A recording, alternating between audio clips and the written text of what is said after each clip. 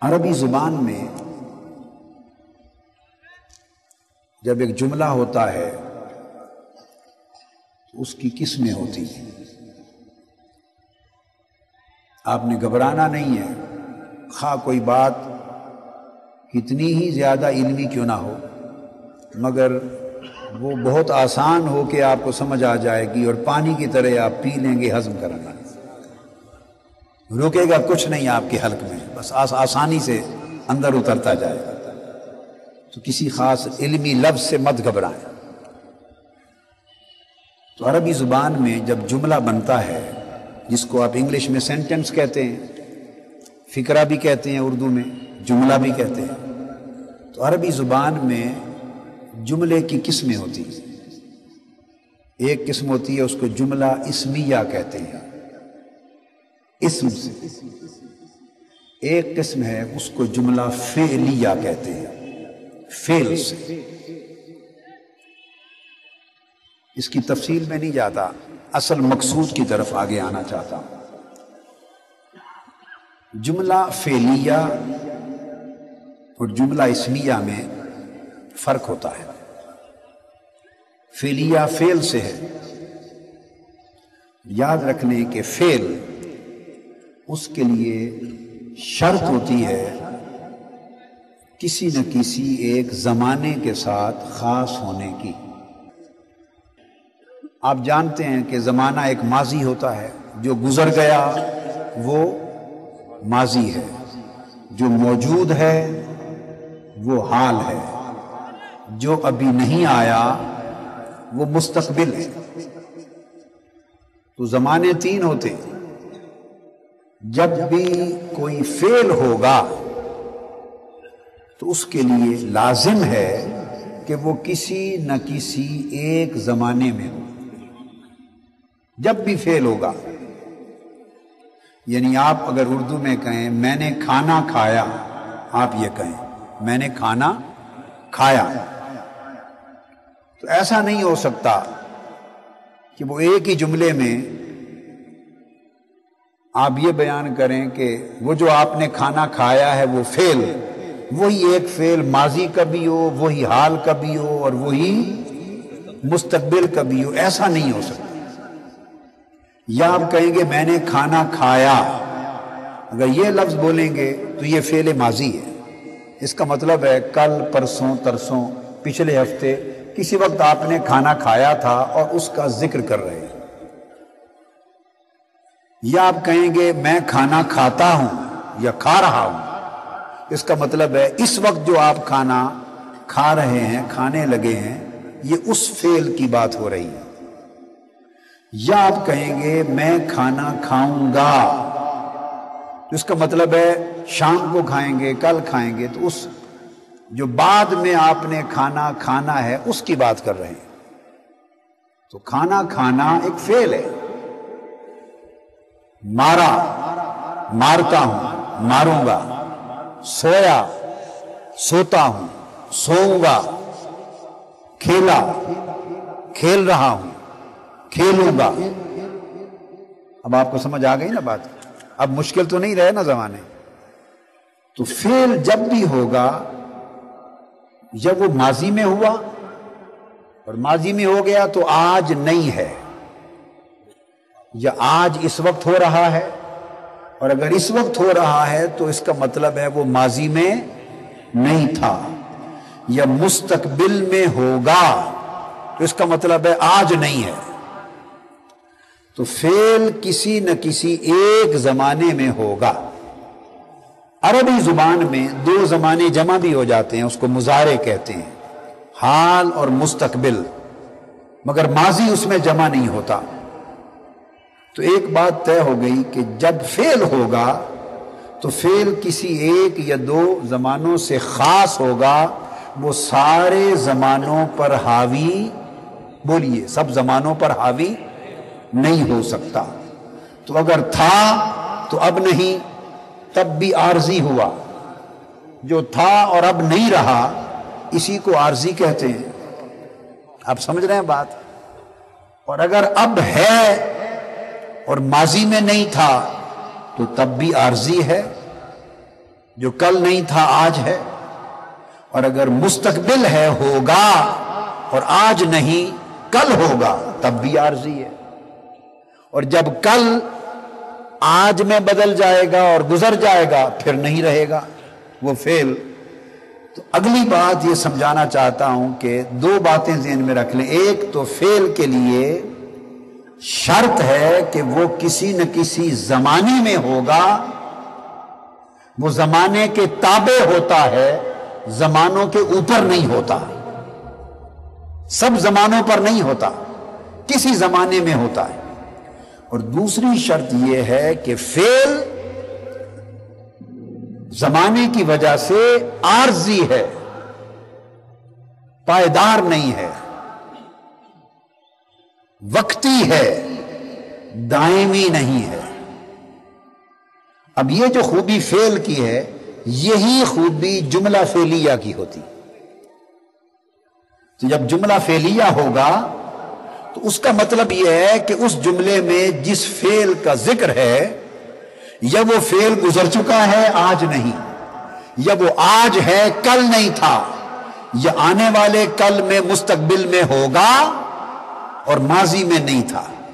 تو جملہ فعلیہ کے لیے شرط ہو گئی کہ وہ عارضی کسی زمانے میں ہوتا ہے اور سب زمانوں میں دائماً بولیے نہیں ہوتا۔ اس کو جملہ فعلیہ کہتے ہیں، اور جملہ اسمیہ اس کا الٹ ہے۔ جملہ اسمیہ کی خوبی یہ ہے کہ وہ اسم سے ہوتا ہے اور وہ کسی زمانے میں پابند نہیں ہوتا بلکہ سب زمانوں کے اوپر حاوی ہوتا ہے۔ جملہ اسمیہ مستقل ہوتا ہے، فعلیہ عارضی ہوتا ہے۔ اسمیہ دائمی ہوتا ہے، فعلیہ وقتی ہوتا ہے۔ فعلیہ ناپائیدار ہوتا ہے، جملہ اسمیہ کی بات پائیدار ہمیشہ کے لیے ہوتی۔ اب یہ فرق آپ سمجھ گئے نا؟ اب آئیے، یہ جو آیت کریمہ میں نے پڑھی، ان اللہ و ملائکتہ یصلون علی النبی، یہ جملہ فعلیہ نہیں، جملہ اسمیہ ہے۔ جملہ اسمیہ ہے۔ اگر اللہ پاک کا یہ فرمان کہ میں بھی اور میرے فرشتے بھی حضور نبی اکرم صلی اللہ علیہ وسلم پر درود بھیجتے ہیں، یہ بیان اگر اللہ تعالی جملہ فعلیہ کے طور پہ کرتا، اگر اللہ اس بیان کو جملہ فعلیہ کے طور پہ کرتا تو پھر شکل یہ ہوتی کہ میں کبھی اپنے حبیب پر درود پڑھتا تھا۔ اب معلوم نہیں اب بھی پڑھتا ہے یا نہیں، یا یہ معنی ہوتا کہ میں اب پڑھتا ہوں، یہ معلوم نہیں کہ ماضی میں بھی پڑھتا تھا اللہ پاک یا نہیں، یا یہ معنی ہو کہ اب پڑھتا ہوں، مستقبل میں کچھ نہیں کہتا کہ پڑھوں گا یا نہیں پڑھوں گا۔ اگر یہ فرمان کہ میں اپنے نبی پر اور میرے فرشتے درود پڑھتے ہیں، یہ فرمان اگر قرآن میں جملہ فعلیہ فعل کی شکل میں آتا تو یہ حضور پر درود و سلام پڑھنے کا فعل عارضی بن جاتا، کسی ایک زمانے میں محدود ہو جاتا، وقتی ہو جاتا۔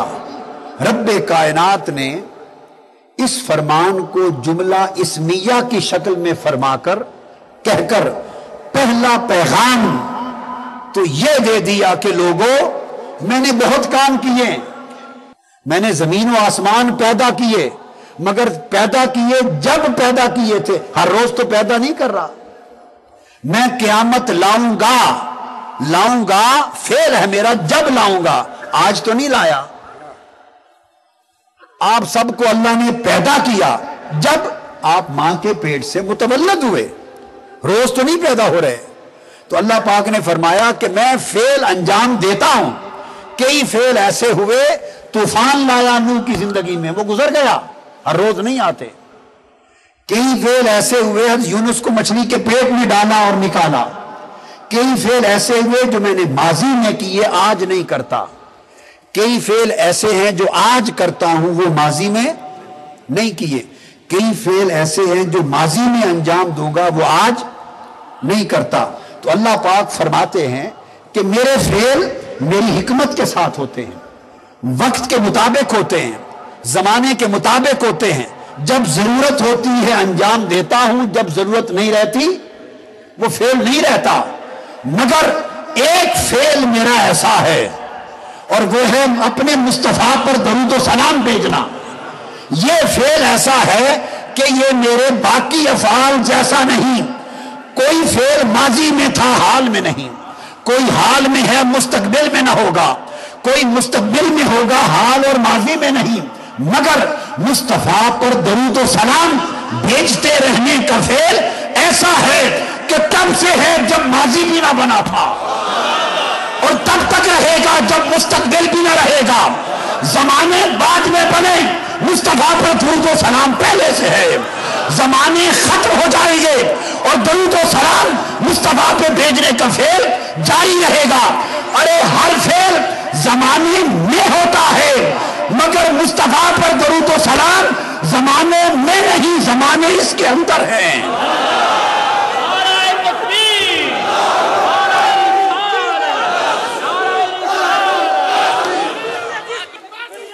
اور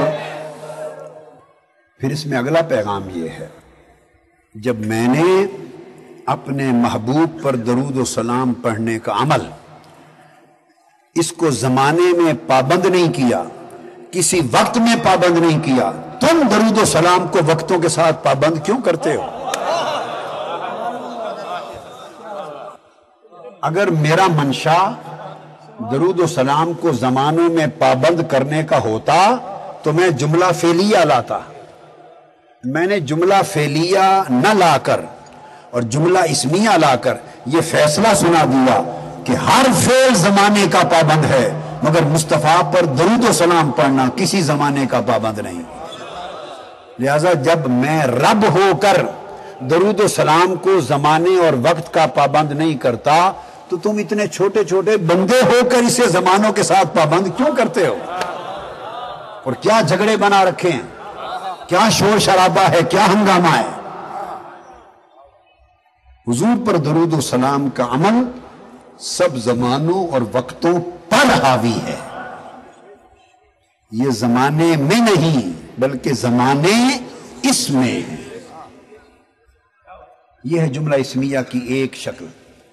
دوسرا پیغام یہ ہے کہ جب اللہ رب العزت نے حضور پر درود و سلام کو زمانوں سے ماورا کر دیا اور حضور پر درود و سلام کو زمانوں سے تولنا چھوڑ دیا، نہ تولو زمانوں سے، تو جس نبی پر درود و سلام زمانوں سے تولا نہیں جا سکتا، اس نبی کی اپنی ذات اور شان کو زمانوں سے کیسے تولتے ہو؟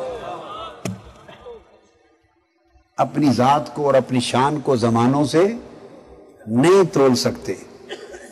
زمانے بعد میں بنے، مصطفیٰ پہلے تھے۔ زمانے ختم ہو جائیں گے، مصطفیٰ تب بھی ہوں گے۔ زمانے کب سے بنے؟ بھئی جب سے سورج چاند ستارے بنے، سادہ سی بات ہے۔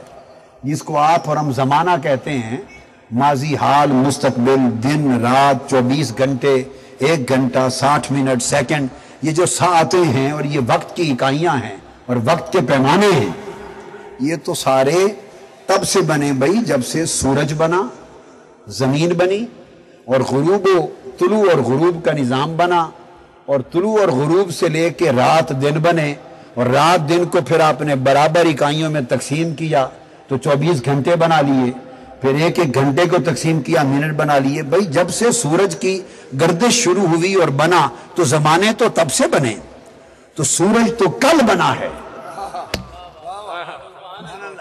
سورج تو کل بنا ہے، اور زمانے سورج کی پیدائش کے مرہون منت ہیں، تو سورج تو کل بنا ہے۔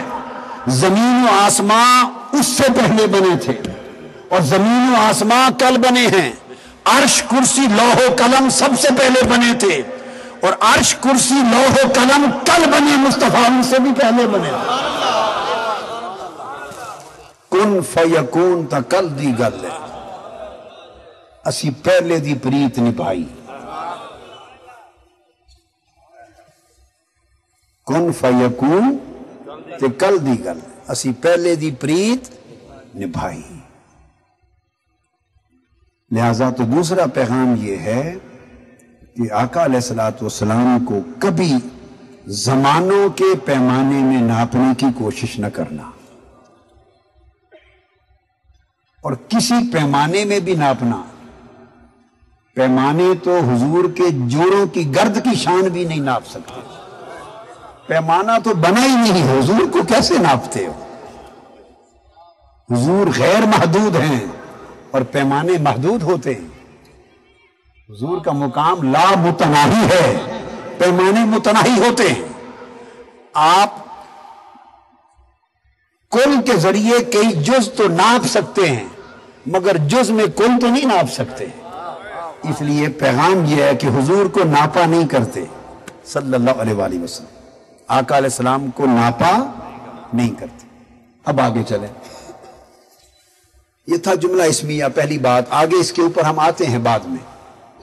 یہ میں نے اس کی بالکل ایک ابتدائی بات سمجھائی، اس کی اور معارف ہیں اس پر آتے ہیں، اور جو خاص بات ہے وہ یہ کہ اس فعلیہ اور اسمیہ کی ایک راز اور سمجھا دوں، وہ یہ کہ فعل خواہ جملہ اسمیہ میں آئے یا فعلیہ میں آئے، فعل تو فعل ہوتا ہے۔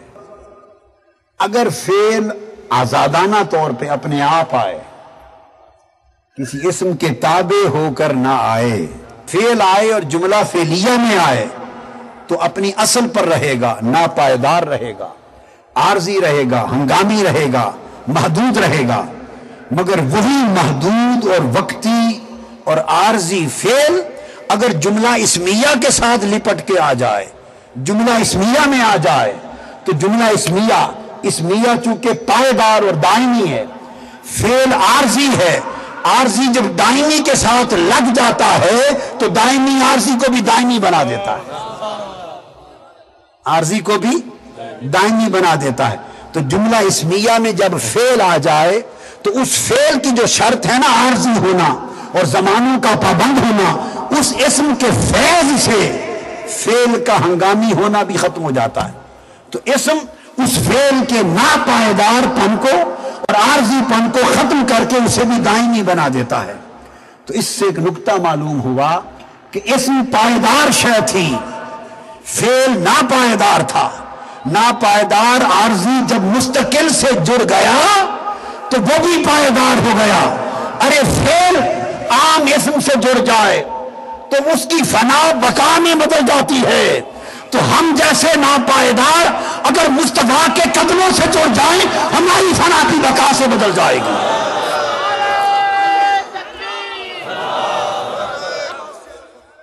اس لیے سبق یہ ملا کہ تنہا نہ رہو، جڑ جاؤ کسی پائیدار سے، جڑ جاؤ کسی پائیدار سے، اور جب پائیدار سے جڑنا ہی ہے تو پھر مصطفیٰ کے جوڑوں سے بڑھ کے پائیدار کیا ہوگا؟ آقا کی غلامی سے نتھی ہو جاؤ، جڑ جاؤ بارگاہ مصطفیٰ میں، کہ حضور کی بارگاہ ایسی ہے کہ جو ناپائیدار اور عارضی اس سے جڑ جائے اس کو بھی حضور پائیدار کر دیتے ہیں، اس کی فنا بھی بقا میں بدل جاتی ہے۔ اب اس کے بعد یصلون پر آتا ہوں۔ اسمیہ فعلیہ کی بات ابھی آگے اور ہوگی، یہ ابتدائی بات تھی۔ یصلون درود بھیجتے، یہاں ایک بڑی خاص بات کہنا چاہتا ہوں، اور جس پر مفسرین نے جس نقطے کی طرف آگے آپ کو لے جا رہا ہوں وہ بحث نہیں کی ہے۔ نحوی اعتبار سے تھوڑی سی لغوی نحوی بات آئی ہے، بس آگے نہیں کوئی چلا ہے، ایک خاص بات ہے اور وہ بس صرف قرآن ہی سے ملتی ہے۔ فرمایا ان اللہ وملائکتہ یصلون علی النبی، یہ بات بڑی خاص ہے پیر صاحب، اور میں نے لکھی ضرور تھی اپنی کتاب میں، مگر شاید میری اپنی یادداشت یہ ہے کہ کہہ رہا ہوں زندگی میں، خود بھی پہلی بار کہہ رہا ہوں۔ میں نے اپنی کتاب میں لکھ رکھا ہے تفسیر میں ہے مگر مجھے یاد نہیں کہ میں نے کبھی خطاب میں یہ نقطہ بیان کیا، اور بیان آج کر رہا ہوں۔ یہ اہل فیصل آباد کا نصیب تھا، آپ کے لیے کہہ رہا ہوں۔ وہ یہ ہے کہ اس میں دو ذکر ہیں کہ اللہ بھی درود بھیجتا ہے اور فرشتے بھی درود بھیجتے ہیں۔ ان اللہ و ملائکۃ، اللہ اور فرشتے اکٹھا فرمایا درود بھیجتے ہیں، یصلون، یہ فعل ہے۔ اب اس میں کیا ہے، اللہ نے اپنے لیے الگ فعل استعمال نہیں کیا، یہ نہیں فرمایا ان اللہ یصلی و ملائکتہ یصلون یا ان اللہ یصلی و ملائکتہ، یوں نہیں فرمایا۔ اللہ نے حضور پر درود بھیجنے کے اپنے فعل کو الگ بیان نہیں کیا، اور فرشتوں کا درود بھیجنا اس کا فعل الگ بیان نہیں کیا۔ اللہ اپنے شان سے درود بھیجتا ہے، فرشتے اپنے حال کے مطابق بھیجتے ہیں، مگر دونوں کا درود بھیجنا اللہ نے بیان ایک ہی فعل میں کر دیا ہے۔ جمع کا صیغہ یصلون، سب بھیجتے ہیں، اس کا بھیجنا اور فرشتوں کا بھیجنا اور، مگر ذکر اکٹھا مشترک ایک ہی فعل میں کر دیا ہے۔ آپ کو بات سمجھ آئی ہے؟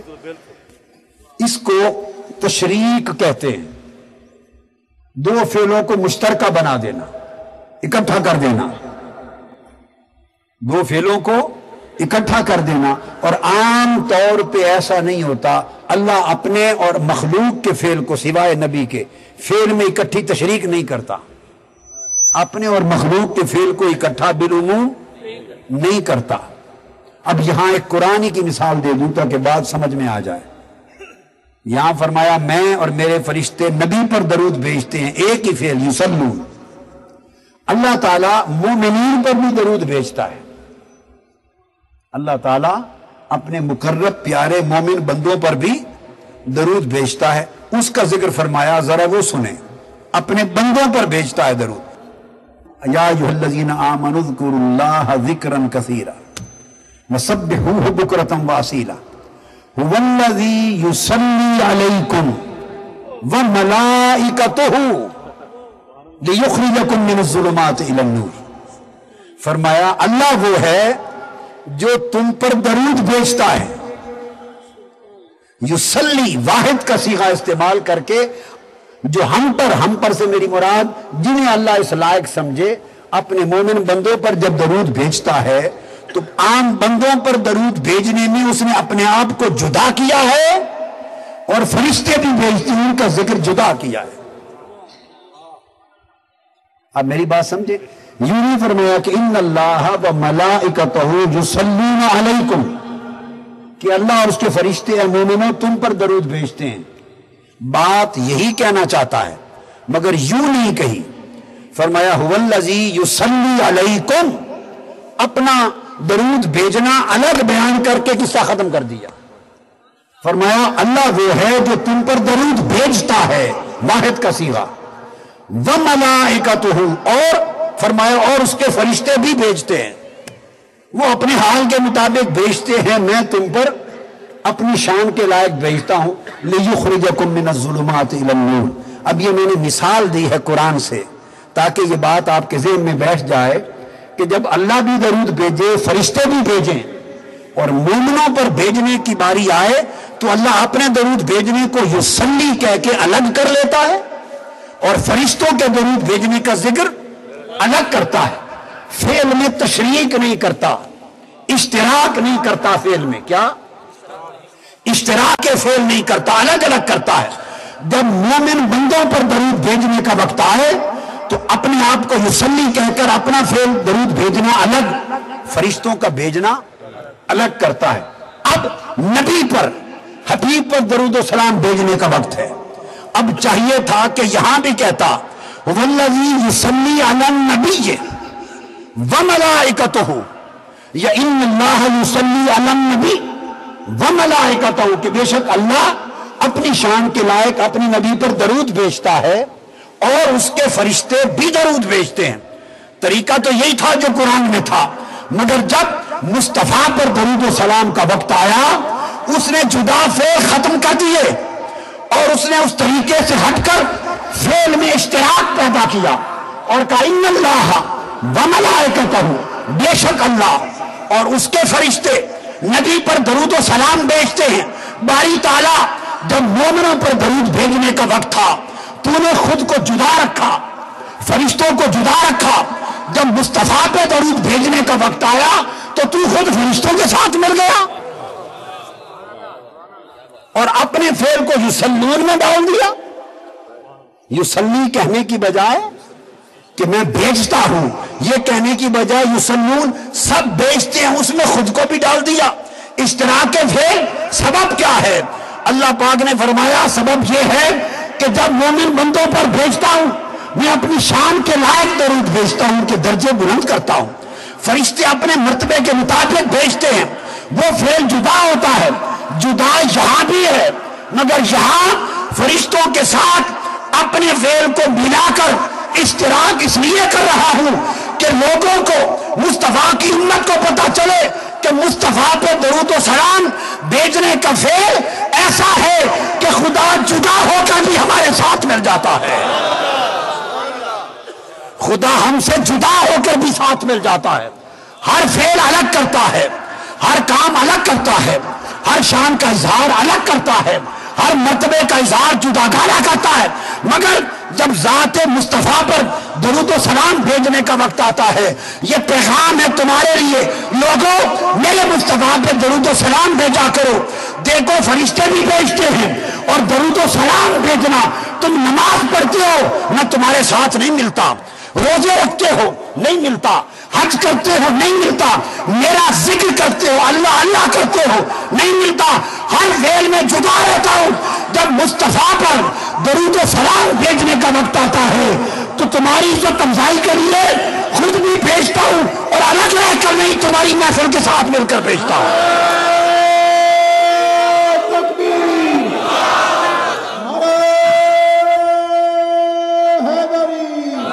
اللہ رب العزت نے ایک قاعدہ بتا دیا کہ جب حبیب کی نعتیں پڑھنے کا وقت آئے، پڑھتا رب بھی رہتا ہے، وَرَفَعْنَا لَكَ ذِكْرَكَ، نعتیں پڑھنا نہیں تو اور کیا ہے، پڑھتا رب بھی ہے محبوب کی نعتیں، ذکر رب بھی کرتا ہے مصطفیٰ کا، درود وہ بھی بیچتا ہے، سلام وہ بھی بیچتا ہے، تذکرہ وہ بھی کرتا ہے، فرشتے بھی کرتے ہیں، ہمیں بھی حکم ہے، مگر فرمایا کہ جب میرے محبوب کا ذکر اور درود و سلام اور نعتوں کا وقت آئے تو تمہیں مبارک ہو۔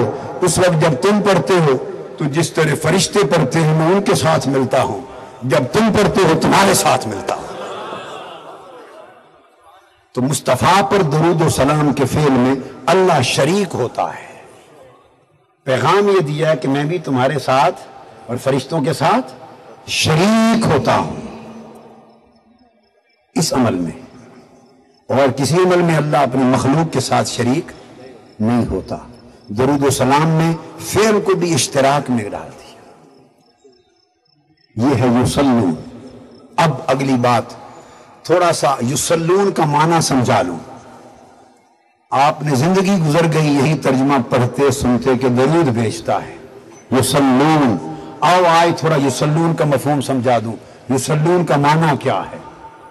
یہ درود بھیجتا ہے، اس درود بھیجنے کا مطلب کیا ہے؟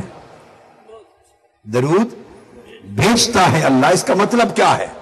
آؤ، یصلون کا لفظ ترجمہ تو یہی ہو رہا ہے نا ہمیشہ عمر برس کہ درود بھیجتا ہے، مگر اس کا کوئی خاص معنی بھی تو ہوگا نا لغت میں۔ یصلون کا لفظ آپ کو پتا ہے صلات سے ہے، یصلی اور یصلون، اور یہ صلات سے ہے، اور لفظ صلات کا معنی عرف عام میں نماز بھی کرتے ہیں، درود بھی کرتے ہیں، یہاں درود معنی ہے۔ اب صلات کا جو لفظ ہے یاد رکھ لیں، اس کا مادہ 3 حرف ہیں۔ مادہ کہتے ہیں روٹ ورڈ، اوریجن، جس روٹ ورڈ سے جڑ سے جیسے درخت نکلتا ہے جڑ سے، اس طرح عربی زبان میں ہر لفظ کا ایک مادہ ہوتا ہے، وہ اس کی جڑ ہوتی، روٹ، اس میں سے لفظوں کا درخت نکلتا ہے، لفظوں کا درخت نکلتا ہے۔ یصلون اور صلات، اس کا مادہ 3 حرف ہے۔ یا تو سواد لام واو اس کا مادہ ہے، 3 حرف، یا سواد لام یہ 2 مادے ہیں اس کے۔ عربی لغت میں اہل لغت کے ہاں اس کے کتنے مادے ہیں؟ 2۔ یا سواد لام واو یہ بھی جائز ہے، یا سواد لام یہ بھی جائز ہے، اس سے بحث نہیں، یہ ہے مادہ۔ اب جو نقطہ سمجھانا چاہتا ہوں وہ یاد رکھ لیں، قاعدہ یہ ہے کہ جتنے لفظ بھی اس مادہ سے روٹ سے نکلیں گے، جو معنی اس مادہ میں ہے تمام لفظوں میں اینڈ تک وہی معنی ہر لفظ میں پایا جائے گا، یہ قاعدہ ہے۔ آپ اس بات کو سمجھ گئے نا؟ یعنی جڑ ہے یا گٹھلی ہے، آم کی آپ نے لگا دی گٹھلی، تو جو ذائقہ اس گٹھلی کا، اس آم کا، اس پھل کا تھا، پورا درخت اور جتنے پھل لگیں گے سب میں وہی ذائقہ اور وہ تاثیر اور وہ خوبی چلے گی۔ جڑ جیسی ہوگی، پتے پھل پھول سب میں اس کی تاثیر چلے گی۔ مادہ کا جو معنی ہوتا ہے، مادہ میں جو بیسک روٹ ورڈ ہے، اس میں سے اگر 100 لفظ بھی نکل آئیں ان کو مشتقات کہتے ہیں، تو ہر لفظ کے اندر وہ مادہ موجود ہوگا، معنی اس مادے سے بولیے ہٹ نہیں سکتا۔ تو سواد لام واو یا سواد لام اس مادہ کا جو معنی ہے، خاص بات پلے باندھ لیں آج کی رات، اس مادہ کے معنی میں مستقل طور پہ یہ بات پائی جاتی ہے، ملنا، قریب ہونا، ملاپ، قریب ہونا، ملنا، ملاپ، قربت، یہ اس کے مادے میں پایا جاتا ہے، اس کے مادے میں پایا جاتا ہے۔ اب میں اس کی مثال دیتا ہوں۔ بلی یا شیر یا کوئی جانور، بعض جانور ایسے ہوتے ہیں کہ اپنے شکار پر جب حملہ کرنے لگیں تو حملے سے پہلے اپنے تمام اعضاء کو سکیڑ لیتے ہیں۔ اس طرح شیر بھی سکیڑتا ہے، بلی بھی، کئی جانور ہوتے ہیں۔ تو جو جانور اپنے شکار پر حملہ کرنے سے پہلے اپنے تمام اعضاء کو اس طرح سکیڑ لیں، تو سکیڑنے کا مطلب کیا ہوتا ہے کہ وہ سارے اعضاء کو انہوں نے بالکل ایک دوسرے کے قریب کر لیا ہے اور فاصلے مٹا دیے ہیں۔ یعنی بازو ایسے تھے نا، اب ایسے کر لیے، جسم ایسا تھا اس کو سکیڑ کے ٹانگیں جسم اوپر سے نیچے اس طرح ایسے ہو گئے۔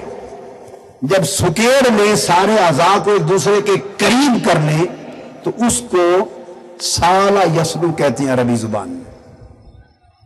جسم سکیڑ لینا، اعضاء کو ایک دوسرے کے قریب کر لینا، اس کو کہتے ہیں سالہ فلان۔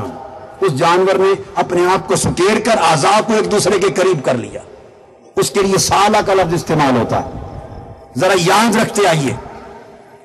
اسی طرح آپ مختلف تنکے جمع کرتے ہیں اور سارے تنکے ملا کر گانٹھ دے دیتے ہیں اکٹھی اور جھاڑو بنا دیتے ہیں۔ جب تنکے اکٹھے کر کے ملا کر گانٹھ بنا دیں، جھاڑو بن جائے، تو اس کو مسولا کہتے ہیں، سواد لام واو سے مسولا کہتے ہیں عربی میں، کیونکہ آپ نے سارے تنکے جوڑ دیے، گانٹھ بنا کے جھاڑو کر دیا، بکھرے پڑے تھے ایک ہو گئے۔ اسی طرح جب آپ گندم کاٹتے ہیں اور کھلیان کے ارد گرد گندم اناج بکھرا پڑا ہو، تو لوگ ذمہ دار جب سارے اناج کو اکٹھا کر کے ڈھیری بنا دیں، بکھرا ہوا اناج اکٹھا کر کے جوڑ دیں، ڈھیری بن جائے، اس کو عربی میں تسویل کہتے ہیں، تسویل۔ اب آپ دیکھیں کہ جس لفظ میں یہ 3 حرف ہیں، وہ جہاں بھی استعمال ہو، اس کا بنیادی معنی اکٹھا کرنا، جوڑنا، ملنا، قریب کرنا پایا جاتا ہے۔ آپ کو سمجھ آ رہی ہے بات؟ حتیٰ کہ جب گھوڑوں کی دوڑ ہو، گھوڑوں کی دوڑ، ایک گھوڑا فرسٹ آئے، دوسرا گھوڑا جو سیکنڈ آئے، نمبر 2 پر آنے والے گھوڑے کو مسلی کہتے ہیں۔ مسلی نمازی کو بھی کہتے ہیں، مسلی نمازی، وہی مسلی نمازی والا لفظ نمبر 2 پر آنے والے گھوڑے کو کہتے ہیں۔ پوچھا گیا کیوں؟ کہتے ہیں کہ پہلے نمبر پر آنے والے گھوڑے کے قریب ترین گھوڑا 2 نمبر والا ہوتا ہے، جو دوسرے نمبر پر آئے وہی قریب ترین ہے نا پہلے کے، چونکہ قریب ترین آیا ہے، پہلے کے قریب ترین ہے، اس کی قربت کی وجہ سے مسلی کہتے ہیں۔ آیات کے لیے قرآن نے کہا سیصلا نارن ذات لہب وامرأتہ حمالۃ الحطب، سیصلا نارن ذات لہب، وہ آگ میں ڈال دیا جائے گا، یعنی اٹھا کر آگ سے دور تھا، جب آگ میں ڈال دیا تو آگ کے اندر ہو گیا، قربت ہو گئی، اس کو سیصلا کہا۔ قرآن مجید میں کہا تسلا نارن حامیہ، کافر گرم آگ میں ڈال دیے جائیں گے، تو جو دور تھا اس کو اندر ڈال دیا، بالکل قریب ہو گئے، مل گئے، فاصلے ختم ہو گئے، تو یسلا تسلا کہتے ہیں۔ آپ عربی زبان کے میں نے آپ کو 8-10 مثالیں دے دی، ایک 100 دے لیں جہاں سواد لام یہ یا سواد لام واو، یہ دو مادہ جہاں جس لفظ میں آئے گا اس لفظ کے اندر معنی ہوگا فاصلے مٹا دینا، قریب کر دینا، جوڑ دینا، اکٹھا کر دینا۔ جب میں آپ کو لفظ صلاۃ کی تہ تک پہنچا دیا کہ نکلا کہاں سے ہے، اس کی جڑ کیا ہے، اس کا معنی کیا ہے، اور ہر جگہ قربت، اور پھر یہ آپ نے لفظ پڑھا وصل نہیں کہتے، اور وصال، واو سواد لام، یہ 3 حرف کی ترتیب بدل جائے تب بھی معنی وہی رہتا ہے۔ وصل اور وصال کہتے ہیں ملاپ، کیا؟ واو سواد لام ملاپ، وصل ہو گیا، وصال ہو گیا، مل گئے، فراق دور ہو گیا، ملاپ ہو گیا دوستوں کا، حبیب سے مل گیا، وصال وصل۔ تو آپ نے دیکھا کہ سواد لام واو، سواد لام یہ، جہاں کوئی لفظ اس مادہ سے نکلا ہے اس کے اندر فاصلے مٹا دیے، قریب کر دیا، اکٹھے ہو گئے، قریب ہو گئے، جڑ گئے، یہ معنی پایا جاتا ہے۔ جب آپ اس معنی کی تہ کو، روح کو، جڑ کو پہنچ گئے، اب پلٹ آئیے آیت کریمہ کی طرف۔ اللہ کہتا ہے ان اللہ وملائکتہ یصلون علی النبی، عمر گزر گئی، درود پڑھتا ہوں، رب درود پڑھتا ہے، پڑھتے پڑھتے، سنتے سنتے آج یہ بھی سمجھیں کہ درود پڑھتا کیسے ہے، اور اس کا درود پڑھنا ہے کیا۔ ہمارا پڑھنے تو یہ ہے نا اللہم صلی علی سیدنا محمد، اب وہ درود پڑھتا ہے تو اس کا پڑھنا کیا ہے، وہ ہے صلاۃ۔ صلاۃ سواد لام واو یا سواد لام یہ کے مادہ سے، تو اس کا معنی ہے قرب، ملاپ، معنی ہے کہ میں بھی اور میرے فرشتے مصطفیٰ پہ درود پڑھتے رہتے ہیں۔ مطلب کیا ہے، میں بھی اپنی شان کے لائق ہر لمحہ مصطفیٰ کو اپنے قریب کرتا رہتا ہوں، مصطفیٰ سے ملاپ کرتا رہتا ہوں، مصطفیٰ سے وصال کرتا رہتا ہوں، جو فاصلے بچ گئے ہیں مٹاتا رہتا ہوں۔ فرشتے اپنے حال کے مطابق وہ مصطفیٰ کے قریب ہوتے رہتے ہیں، میں اپنی شان کے لائق مصطفیٰ کو اپنے قریب کرتا رہتا ہوں۔ اب فرشتے کیسے صلاۃ پڑھتے ہیں، قریب ہوتے ہیں؟ 70,000 فرشتے ہر روز صبح آتے ہیں اور حضور کے مزار کے ارد گرد طواف کرتے ہیں، پر مارتے ہیں آقا کی قبر انور کو اور قربت کرتے ہیں۔ 70,000 فرشتے شام کو آتے ہیں، فرشتے نیچے اترتے ہیں، در مصطفیٰ کا طواف کرتے ہیں، قبر مصطفیٰ کا طواف کرتے ہیں، اپنی پر در مصطفیٰ سے جوڑتے ہیں، فاصلے مٹاتے ہیں، قربت کرتے ہیں، مس کرتے ہیں، اور انوار نور لیتے ہیں، برکتیں لیتے ہیں۔ یہ تو ہے ان کا صلاۃ پڑھنا۔ اور مصطفیٰ پر خدا کہتا ہے میں بھی صلاۃ پڑھتا ہوں، اور اس کا صلاۃ پڑھنا کیا ہے؟ اس نے فرمایا بس جب سے مصطفیٰ کو بنایا ہے اسے اپنے قریب کرتا جا رہا ہوں۔ ہائے ہائے ہائے، جب سے بنایا ہے اسے قریب کرتا جا رہا ہوں۔ ہائے ہائے، جب سے بنایا ہے مصطفیٰ کو اسے قریب کرتا جا رہا ہوں۔ دوستو، کب سے بنایا ہے اور کب سے اپنے قریب کرتا جا رہا ہے؟ کتنا قریب کر لیا ہوگا؟ ایک رات کی قربت کا بتا دوں، بقایا ساری عمر کی قربت کا اندازہ خود لگا لینا۔ ایک رات میں کتنا قریب کیا؟ فرمایا ثم دنا، معراج کی رات ہے، فتدلی، پھر یہ قریب ہوا، پھر وہ قریب ہوا، یہ دنا ہے۔ دنا میں 3 حرف ہیں، دال نون یہ کتنے؟ قاعدہ ہے جس لفظ میں جتنے حرف ہوں اس کا معنی بھی اسی کثرت کے ساتھ ہوتا ہے.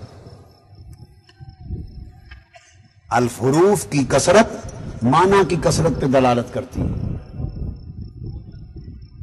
حروف زیادہ ہوں تو معنی کثرت پہ ہوتا ہے، کم ہوں تو معنی قلت پہ کم پر ہوتا ہے. فرمایا ثم دنا، پھر وہ قریب ہوا. اور دنا میں 3 حرف ہیں، دال نون یہ 3 حرف ہیں. دنا وہ قریب ہوا. فتدلا، پھر وہ اور قریب ہوا. تدلا میں 4 حرف ہیں. پہلی سٹیج پر اس نے حضور کو قرب عطا کیا، جتنا عطا کیا.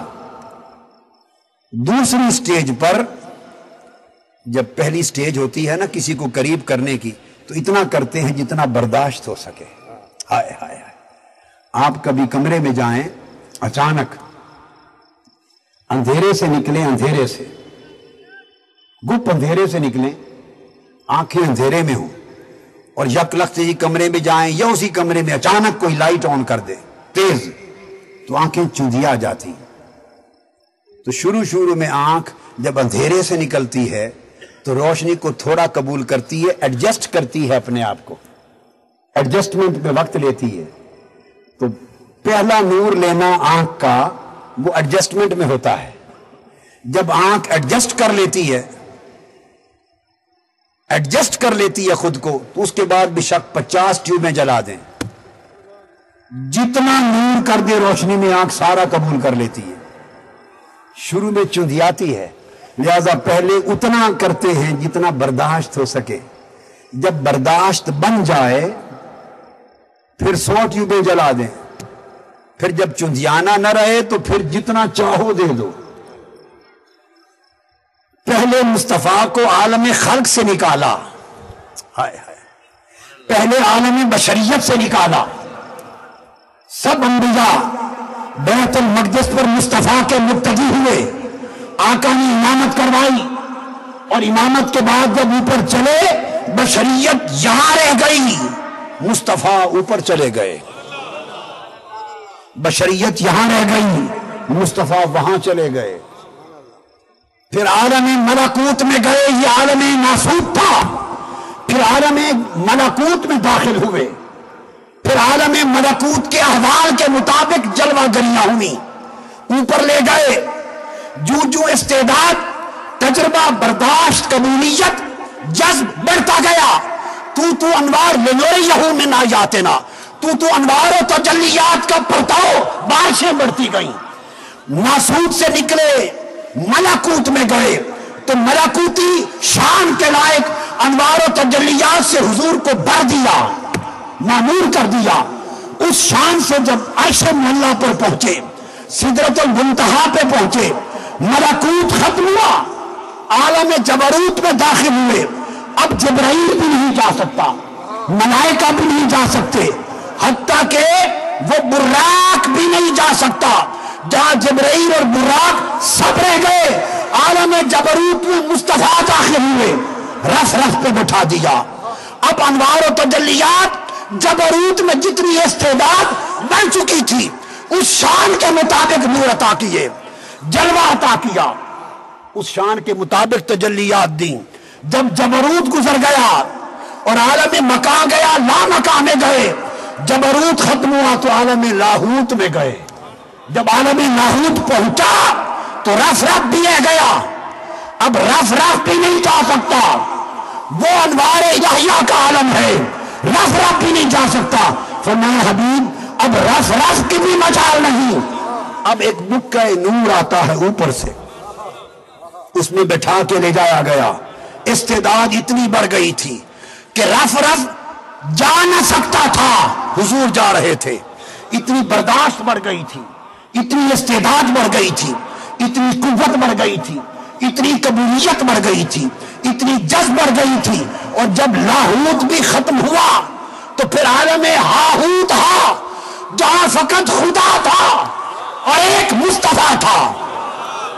وہاں لاہوت بھی نہ رہا، مکہ نور بھی گیا، اب تنہا ادھر مصطفیٰ کھڑے ہیں، ادھر خدا ہے، اور یہ وہ جگہ ہے وہاں نہ ادھر ہے نہ ادھر ہے، نہ یہاں ہے نہ وہاں ہے، وہاں مصطفیٰ ہے، خدا ہے۔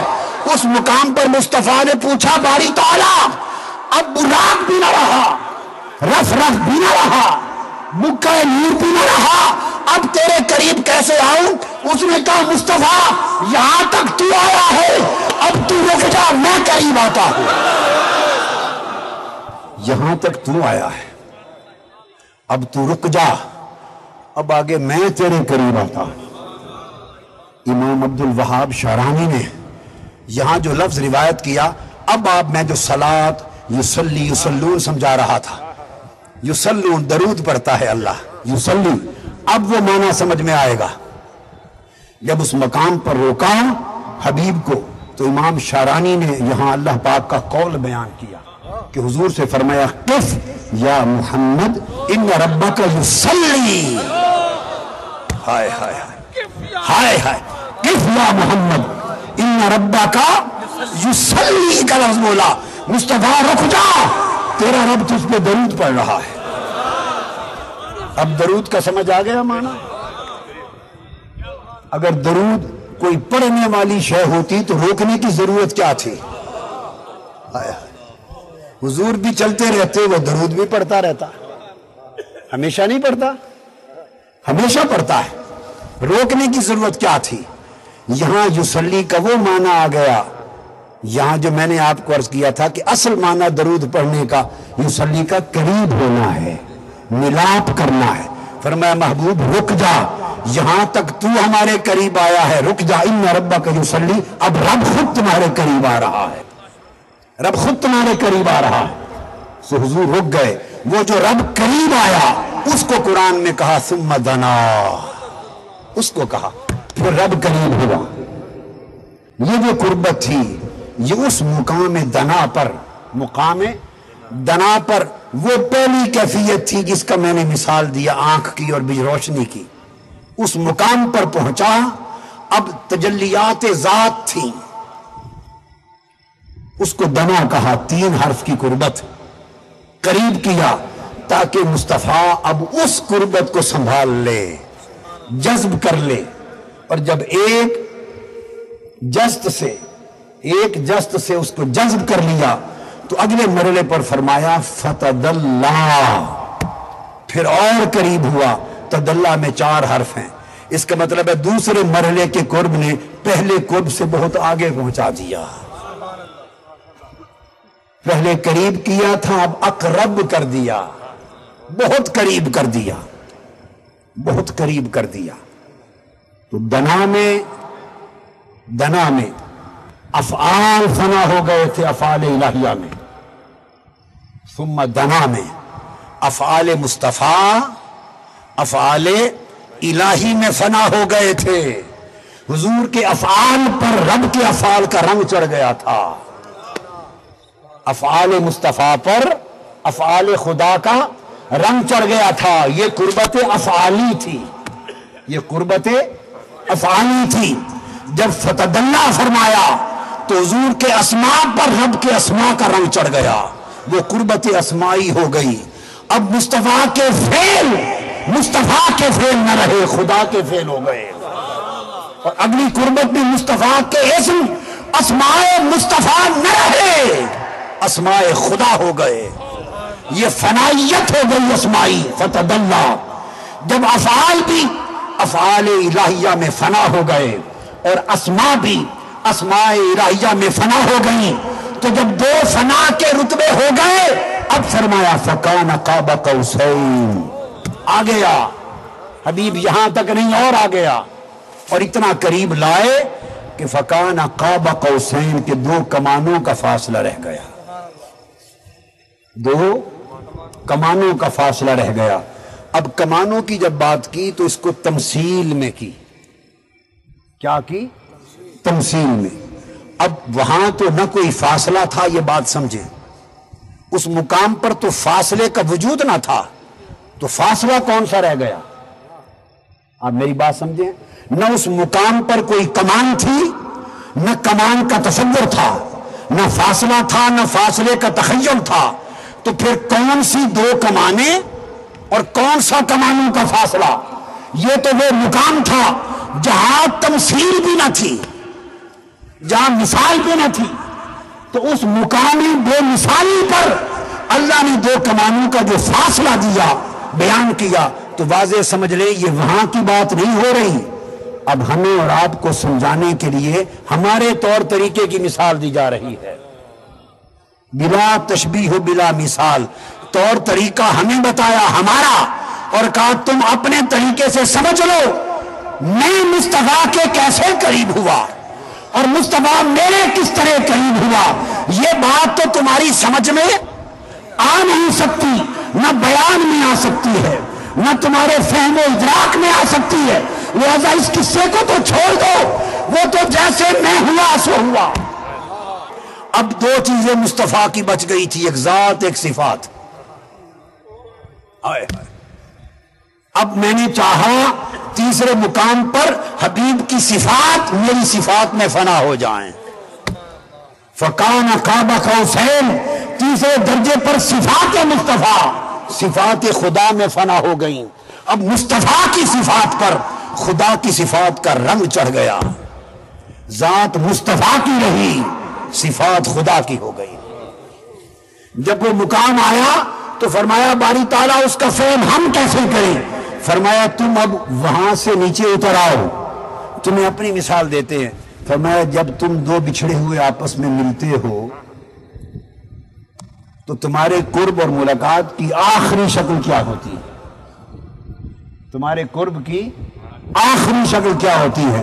تو باری تعالیٰ ایسے ملتے ہیں، ایسے ملتے ہیں۔ تو اللہ پاک فرما رہا ہے ذرا ایسے کرو نا، تو جب آپ نے ایسا ایک نے ہاتھ بازو پھیلائے یہ کمان کی شکل بن گئی، یہ ایک کمان بن گئی، اسی طرح ہوتا ہے کہ نہیں کمان؟ اب جب دوسرے حبیب نے بازو پھیلائے آپس گلے سے گلے ملنے لگے تو دو کمانوں کا فاصلہ بن گیا۔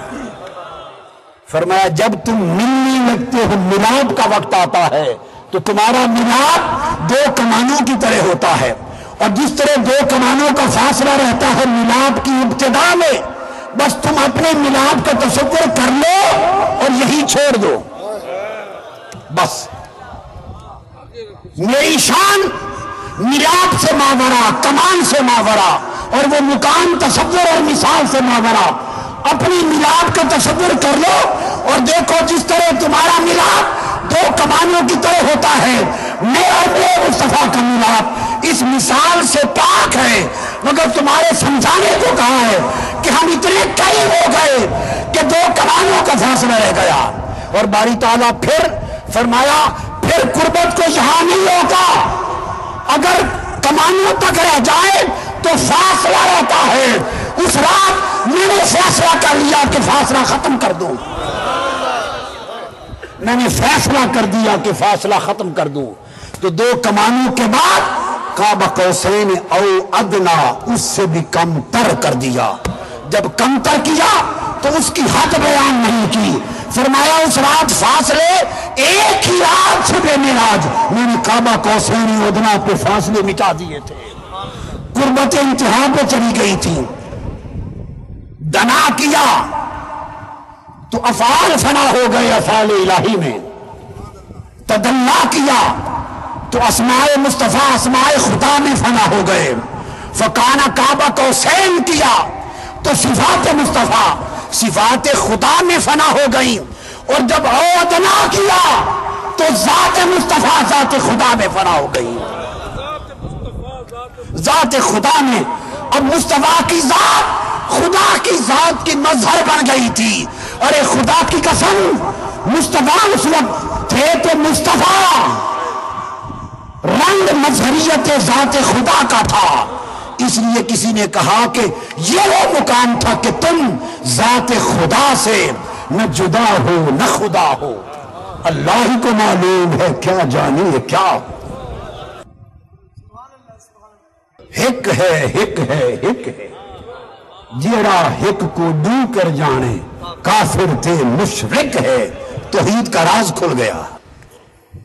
سارے فرق مٹا دیے، بس اتنا فرق رہا کہ محمد عبد تھا، خدا معبود تھا۔ عبد و معبود کا فرق رکھا، باقی سب فرق۔ یہ ایک رات کی قربت ہے، کیا یہ تو قربت ایک رات میں دے دی، اور اب کہتا ہے ان اللہ و ملائکتہ یصلون، جب سے مصطفیٰ کو بنایا ہے تب سے قریب کرتا جا رہا ہوں۔ اب وہی جانے کہ کون سی قربتیں اور دیے جا رہا ہے۔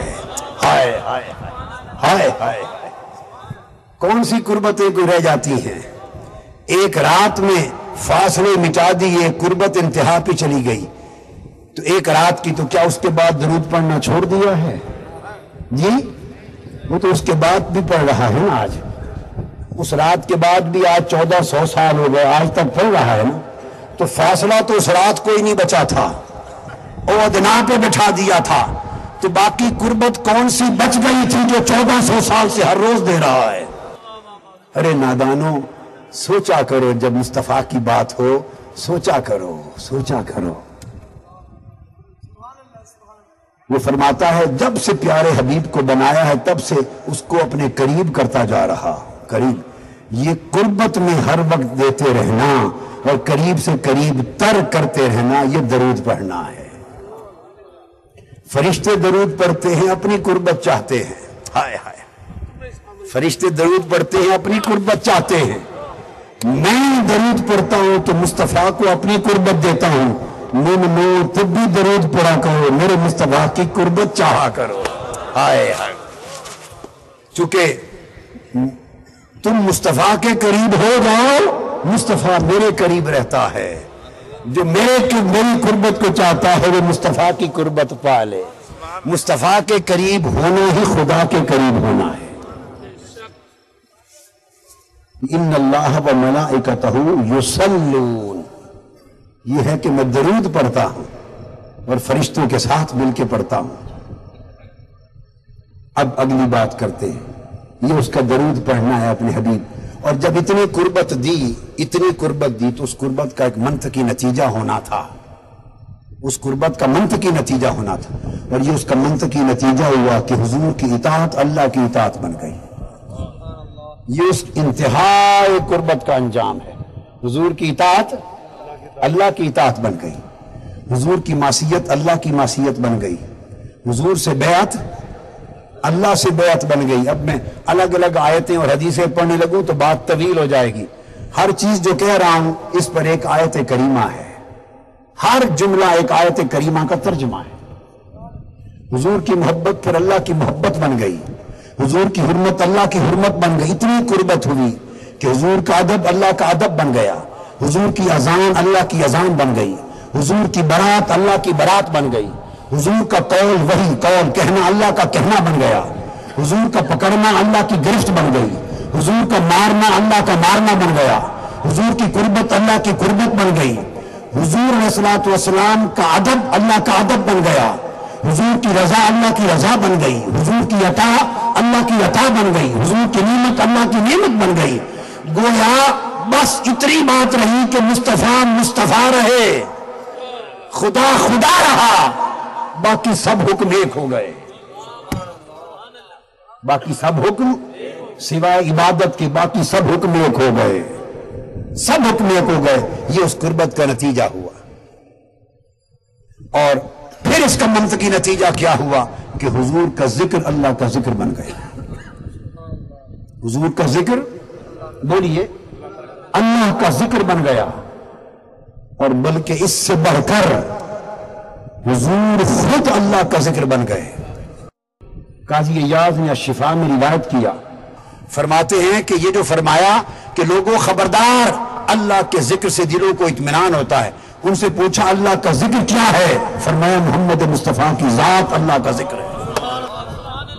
الا بذکر اللہ اے الا بمحمد تطمئن القلوب، محمد محمد کیا کرو، یہی دلوں کا اطمینان، یہی مولا کا ذکر ہے، اور محمد کو تکا کرو، یہی خدا کا ذکر ہے۔ حضور اللہ کا ذکر ہو گئے، یہ قربت کی انتہا ہوئی، اور اللہ پاک نے اس قربت کا نتیجہ سورہ فاتحہ میں بھی بتا دیا. یہ جو دعا ہے اہدنا الصراط المستقیم، اے اللہ ہمیں صراط مستقیم دکھا، اے اللہ ہمیں سیدھی، بولیے ہمیں سیدھی. کیا ترجمہ کرتے ہیں سیدھی؟ آج ایک نیا ترجمہ بتا دوں نیا ترجمہ، مگر نیا کو میرا کھڑا ہوا نہیں ہے، میری کیا مجال اللہ کے کلام میں میں کوئی معاذ اللہ کوئی چیز وضع کر سکوں، یہ گناہ کفر ہے. آپ کے لیے نیا ہوگا مگر نیا نہیں، پرانا ہے، مصطفیٰ کے یاروں کا بتایا ہوا ہے. اہدنا الصراط المستقیم امام حاکم نے مستدرک میں روایت کیا ہے، امام ابن جریر نے تفسیر میں روایت کیا ہے، امام ابن ابی حاتم نے روایت کیا ہے. یہ معنی حضرت عبداللہ ابن عباس سے مروی ہے. عظیم تابعی حضرت ابو العالیہ روایت کرتے ہیں اور امام حسن بصری روایت کرتے ہیں. اب کچھ چھوٹی سندیں ہیں، ان سے پوچھا گیا کہ اے اللہ ہمیں سیدھی راہ دکھا، صراط مستقیم. پوچھا حضور صراط مستقیم سے مراد کیا ہے؟ انہوں نے کہا خدا کی قسم صراط مستقیم سے مراد محمد مصطفیٰ ہے. اللہ نے شروع کرتے ہی قرآن سورہ فاتحہ میں تلقین کر دی، لوگوں اگر مجھ سے مانگ رہا ہے تو اور کیا مانگتے ہو؟ مجھ سے محمد مانگا کرو، مجھ سے محمد مانگا کرو، میرا مصطفیٰ مانگا کرو. اے تیرا صراط المستقیم، اے مولا ہمیں مصطفیٰ دکھا، ہمیں مصطفیٰ دکھا، مصطفیٰ کی شان دکھا، مصطفیٰ کا رتبہ دکھا، مصطفیٰ کا درجہ دکھا، مصطفیٰ کا بکھرا دکھا، مصطفیٰ کا جلوہ دکھا، مصطفیٰ کا حسن دکھا، مصطفیٰ کا جمال دکھا، مصطفیٰ کی خصال دکھا، مصطفیٰ کا کمال دکھا. اے تیرا صراط المستقیم سیدھی راہ دکھا، کیا بس اپنا محمد دکھا دے. حضرت ابو العالیہ عظیم جلیل القدر تابعی ہیں، انہوں نے جب یہ ترجمہ کیا حضرت عبداللہ ابن عباس سے روایت کی، اہدنا الصراط المستقیم، صراط مستقیم سے مراد ذات محمد ہے صلی اللہ. یہ حضور سیدھی راہ ہے، بس یہ نہیں کوئی کہے کہ حضور کے بتائے ہوئے طریقے نہیں، یہ اگلا سبق ہے. حضور کا دیا ہوا دین نہیں، اگلا سبق ہے نا. یہ فصلیں ہیں، اصل باب نہیں ہے. یہ فصلیں ہیں، حاشیے ہیں، شرح ہے، اصل باب متن نہیں ہے. نہیں فرمایا حضور کی بتائی ہوئی سنتیں، طریقے، دین، تعلیمات نہ. عبداللہ ابن عباس نے مروی اور وہ ترجمان القرآن ہے. حضور نے فرمایا حبر هذه الامہ، میری امت کا سب سے بڑا عالم قرآن کی تفسیر کا عبداللہ ابن عباس ہے. اور جبرائیل امین آ گئے، عرض کہ یا رسول اللہ آپ نے سچ فرمایا، اللہ نے بھیجا ہے کہ جا میرے محبوب کی بارگاہ میں عبداللہ ابن عباس کا لقب دے کہ ترجمان هذه الامہ، ترجمان القرآن ہے. جبرائیل کا دیا ہوا لقب، وہ ترجمان قرآن. عبداللہ ابن عباس کہتے ہیں صراط مستقیم سے مراد محمد ہے، ذات محمد. جب حضرت ابو العالیہ نے یہ معنی بیان کیا اور یہ روایت حضرت امام حسن بصری تک پہنچی، وہ بھی تابعی ہیں، ان تک پہنچی کہ ابو العالیہ نے یہ معنی بیان کیا، تڑپ اٹھے، کہتے ہیں خدا کی قسم اس نے سچ کہا. ہائے ہائے ہائے، خدا کی قسم اس نے سچ کہا. ارے لوگوں یہ تو ان کی باتیں تھیں. اور سن لو، میں اپنے ایمان سے، ایقان سے، عرفان سے، وجدان سے، علی سبیل التیقن یقین سے کہتا ہوں، اور یقین کر لو، ایمان کر لو، وہ صراط مستقیم محمد ہے.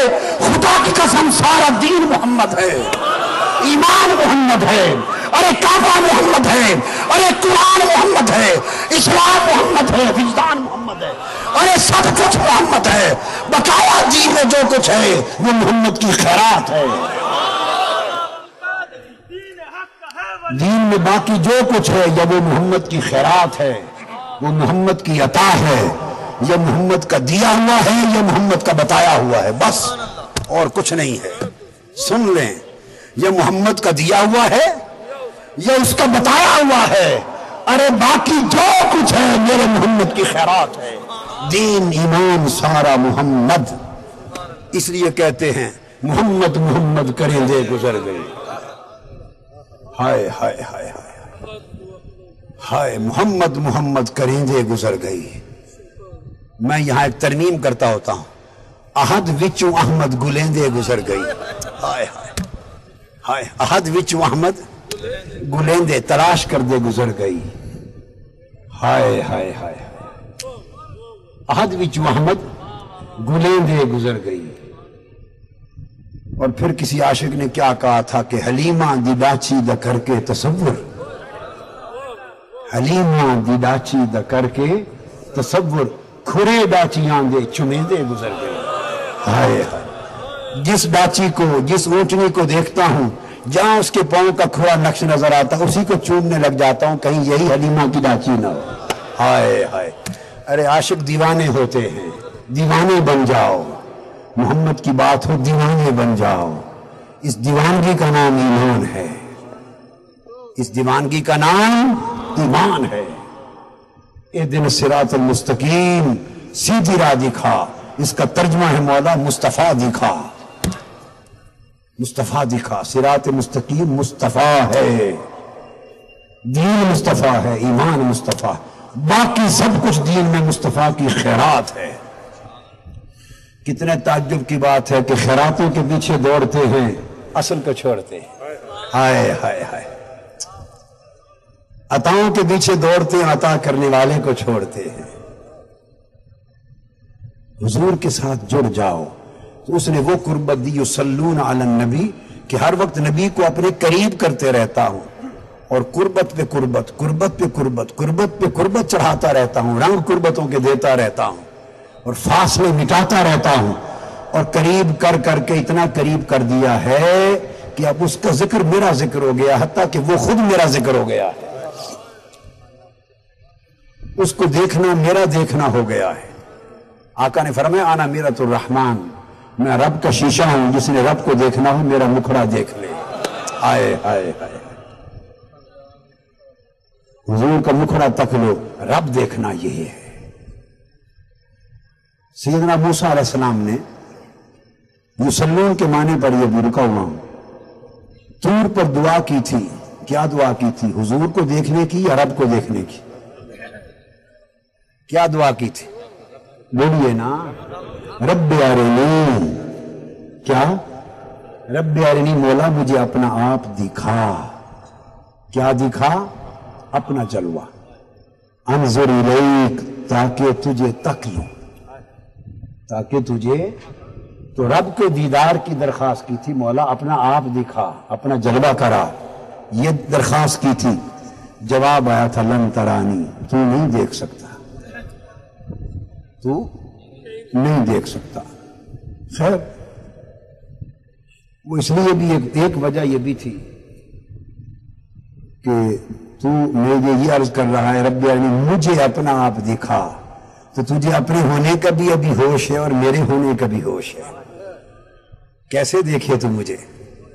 تو کہہ رہا ہے مجھے اپنا آپ دکھا، تو تجھے اپنے ہونے کا بھی ہوش ہے کہ میں ہوں اور تو ہے، تو تو اپنے آپ کو جان کر کہہ رہا ہے نا کہ تو مجھے اپنا آپ دکھا، تو نہیں دیکھ سکتا، مجھے دیکھنے کے لیے اپنا ہونا نہ ہونا کرنا ہوگا، اپنا ہونا نہ ہونا کرنا ہوگا، یہ ایک الگ بحث، اس وادی میں نہیں جاتے، وہ مضمون اور ہے، اس گلی میں پھنس گیا تو پھر نکلیں گے نہیں، وہ اور قصہ ہے۔ خیر، دعا کی تھی رب کی بارگاہ میں، اپنا جلوہ کرا، ٹھیک ہے۔ نبی کی دعا یاد رکھ لیں مسترد نہیں ہوتی، نبی کی دعا مسترد نہیں ہوتی، تو باقی ٹھیک ہے، تجلی آئی، پہاڑ ریزہ ریزہ ہو گیا، افاقہ ہوا، توبہ کر لی، انعکاسی شعاع کا پرتو چہرے پر پڑا، چہرے پر کپڑا کر لیا، صرف اس تجلی کے انعکاس کا عالم یہ تھا کہ جو موسیٰ علیہ السلام کے چہرے کو تکتا نابینا ہو جاتا، تک کوئی نہیں سکتا تھا، اس تجلی کے انعکاس کا عالم یہ تھا۔ برداشت کی بات کی تھی نا، دنا فتدلہ، کہ برداشت یہاں تک پہنچی کہ کچھ بھی نہ تھا، ذات میں فنا ہو گئی، برداشت کا یہ عالم تھا۔ تو میں عرض یہ کر رہا تھا، موسیٰ علیہ السلام نے عرض کیا باری تعالیٰ جو دیکھتا ہے نابینا ہو جاتا ہے، تو اللہ کے حکم سے آپ نے اپنی گدڑی جو چادر پہنتے تھے اس گدڑی کا کپڑے کا پردہ بنا لیا، کیونکہ باقی ہر پردہ جل جاتا تھا تجلیات، چہرے کی تجلیات سے، تو زوجہ نے ایک دن عرض کیا موسیٰ علیہ السلام مدت ہوئی اب تو میں بھی دیدار نہیں کر سکی آپ کا، کبھی اپنا دیدار ہی کرا لیتے۔ فرمایا دیدار تو کر لو گی پر بینائی چلی جائے گی، کوئی بات نہیں، ایک آنکھ پہ ہاتھ رکھ لوں گی، ایک آنکھ سے تک لوں گی، جلوہ یار تو ہو جائے گا۔ ایک آنکھ پہ ہاتھ رکھا، موسیٰ علیہ السلام نے پردہ اٹھایا، ایک آنکھ سے تکا، لذت تو آ گئی پر آنکھ کی بینائی چلی گئی۔ اب وہ اتنی لذت آئی کہ کہنے لگی کہ جی چاہتا ہے دوسری آنکھ بھی دے دوں، ایک بار پھر دکھا دے۔ فرمایا اب دوسری آنکھ بھی نہیں رہے گی، کوئی بات نہیں، اس لذت جلوے نے اتنی لذت دی ہے کہ دونوں آنکھوں کو دے دینا بھی سستا ہے۔ دوبارہ دیکھا، دوسری آنکھ بھی جاتی رہی۔ جب دونوں آنکھیں جاتی رہی تو پھر عرض کرنے لگی موسیٰ علیہ السلام سے کہ یہ میری آنکھیں تھی، میں نے قربان کر دی، اب آپ سخی ہیں، اللہ سے دو وہ آنکھیں لے کے دیکھیں جو ہر وقت تپتی رہیں اور بینائی بھی نہ جائے۔ خیر موسیٰ علیہ السلام نے دو نئی آنکھیں وہ لے کے دے دی جو تک سکیں۔ یہ تو برسبیل تذکرہ بات اور کر رہا تھا تو کنارے پر تھی، میں نے کہا یہ لذت چکھاتے جائیں آپ کو۔ تو اصل بات یہ کہنا چاہتا تھا کہ دعا کیا تھی موسیٰ علیہ السلام کی کہ مولا اپنا دیدار کرا، حضور کا تو نہیں مانگا تھا نا جی۔ اور دعا کی قبولیت کا جب وقت آیا معراج کی رات، موسیٰ علیہ السلام کو چھٹے آسمان پہ کھڑا کر دیا۔ موسیٰ تیری طور والی دعا ادھار ہے، طور والی دعا تیری ادھار ہے، کیونکہ نبی کی دعا رد نہیں ہوتی، پورا ہونا ہے، لہذا آج اس کو پورا کرنے کا وقت ہے۔ آج آجا موسیٰ، آج تیری دعا پوری ہوتی ہے۔ کھڑے ہو گئے، خیال آیا ہوگا کہ شاید آج رب جلوہ کرا دے گا۔ چھٹے آسمان پہ کھڑے ہو گئے، جب آقا معراج سے پلٹے تو موسیٰ کو کھڑا کر دیا، فرمایا موسیٰ اپنی دعا یاد ہے؟ یاد ہے، تو نے میرے جلوے کی دعا کی تھی، آج آ تیری دعا پوری ہو رہی، مصطفیٰ کو بھیج رہا ہوں، اسے تک لینا، یہ جلوہ خدا ہوگا، اسے تک لینا، یہی جلوہ خدا ہوگا۔ اور عرفاء نے لکھا ہے کہ موسیٰ علیہ السلام نے 9 مرتبہ دعا کی تھی اللہ کی بارگاہ میں، بار بار رب ارنی، قرآن نے تو ایک بار بیان کیا مگر یہ 9 مرتبہ التجا کی تھی، اور ہر بار کی التجا رد نہیں ہوتی، تو ضروری تھا کہ 9 مرتبہ ہی جلوہ خدا ہو۔ 9 التجائیں تھیں، اس 9 مرتبہ جلوہ خدا کے لیے مصطفیٰ کو 50 نمازیں دے کر بھیجا، اور فرمایا موسیٰ مصطفیٰ آئیں گے، ہر بار عرض کرنا حضور آپ کی امت کے لیے یہ بڑا زیادہ وزنی کام ہے، نہیں پڑھ سکے گی، واپس جا کے کچھ کم کروا کے لائیں، تو تم بھیجتے جانا، میں ہر بار 5 کم کروں گا، 9 بار پلٹ کے آئیں گے، 45 نمازیں کم ہوں گی، دینی 5 ہی ہیں مگر 9 بار تجھے جلوہ کرانا ہے۔ ہائے ہائے ہائے، دینی 5 ہی ہیں بالآخر، مگر تیری دعائیں 9 مرتبہ تھی، اور ہر بار مکھڑا مصطفیٰ کا دیکھنا جلوہ خدا کا ہوگا۔ تو حضور کا جلوہ کرتے رہے تو مصطفیٰ کا مکھڑا خدا کا جلوہ بن گیا۔ یہ ہے قربت، یصلون علی النبی، کہ درود بھیجتا رہتا ہوں، اتنا قریب کرتا رہتا ہوں کہ اب مصطفیٰ کہ اسماء میرے اسماء میں فنا ہو چکے، افعال میرے افعال میں فنا ہو گئے، صفات میری صفات میں فنا ہو گئی، حتیٰ کہ ذات میری ذات میں فنا ہو گئی، اور مقام یہ ہو گیا کہ انک لعلی خلق عظیم، اب خلق عظیم ہو گئے۔ اور عائشہ صدیقہ رضی اللہ تعالیٰ عنہ سے پوچھا کہ حضور کا اخلاق کیا تھا؟ انہوں نے کہا کان خلقہ القرآن، ان کا اخلاق قرآن تھا، ان کا اخلاق قرآن تھا۔ اور قرآن کیا ہے؟ قرآن اللہ کا کلام ہے، قرآن اللہ کا کلام ہے۔ حضرت عائشہ صدیقہ ام المومنین فرماتی ہیں قرآن حضور کا اخلاق ہے، یہ بات سمجھنے والی، فرماتی ہیں قرآن حضور کا اخلاق ہے، اور ہمیں اسلام بتاتا ہے کہ قرآن اللہ کا کلام ہے۔ کلام صفت ہوتی ہے صاحب کلام کی، قرآن اللہ کی صفات ہیں، قرآن اللہ کی صفات ہیں۔ حضرت عائشہ صدیقہ فرماتی ہیں قرآن حضور کا اخلاق ہے، اخلاق صاحب اخلاق کی صفتیں ہوتی ہیں۔ آپ سمجھے؟ اخلاق کیا ہوتا ہے؟ اخلاق والے کی صفت ہوتی ہے، اور کلام کیا ہوتا ہے؟ کلام والے کی صفت ہوتی ہے۔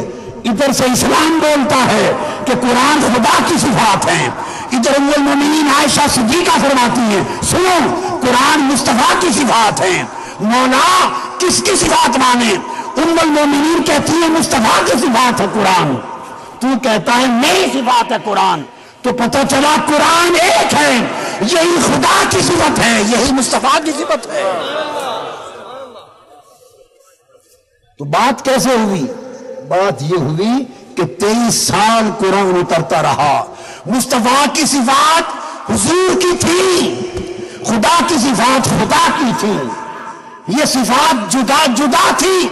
اقرا بسم ربک الذی خلق سے لے کر قرآن کی آخری آیت اتری، 23 برس مصطفیٰ پر قرآن کی آیتیں اترتی رہیں، اور قرآن کی ہر آیت اللہ کی ایک صفت لے کے اترتی تھی، اور قرآن کی ہر آیت جب اللہ کی صفت کا رنگ لے کے اترتی تھی تو اس کے اترنے سے مصطفیٰ کی ذاتی صفت کا رنگ اتر جاتا تھا، اس پر خدا کی صفت کا رنگ چڑھ جاتا تھا۔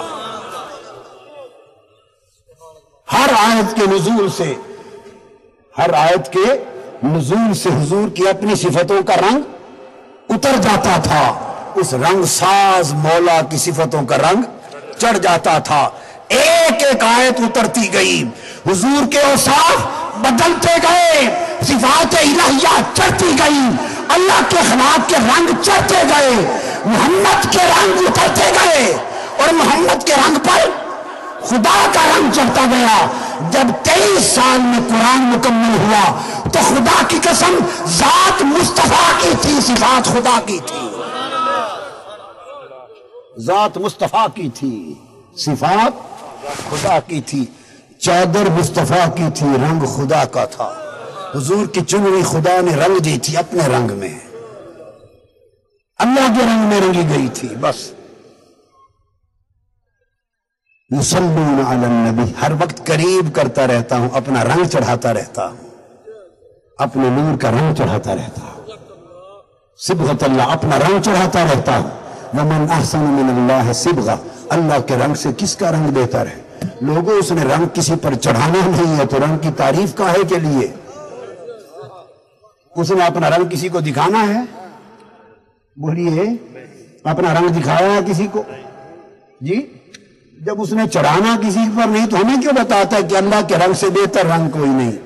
ارے اس لیے بتاتا ہے کہ صبغۃ اللہ محمد مصطفیٰ کا نام ہے۔